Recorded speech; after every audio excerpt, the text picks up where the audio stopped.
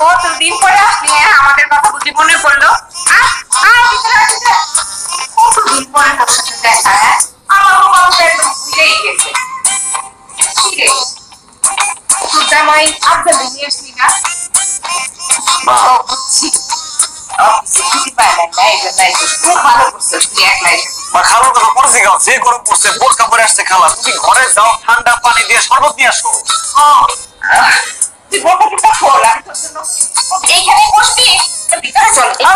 ভিতরে যাও দরকার নেই, খালার সাথে অনেক দিনের কথা বলি না, তুমি যাও না, ঠান্ডা শরবত নিয়ে আসো, আমি খালার সাথে গল্প করবি। আচ্ছা ঠিক আছে, এই বোরকার মধ্যে বোরকাটা ঠিক আছে।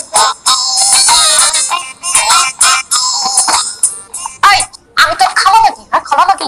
আরে তুমি এই বাসায় কেন আসছো সেটা বলো, তোমার মতলবটা কি? আমার মাসে বুঝছস না তুই?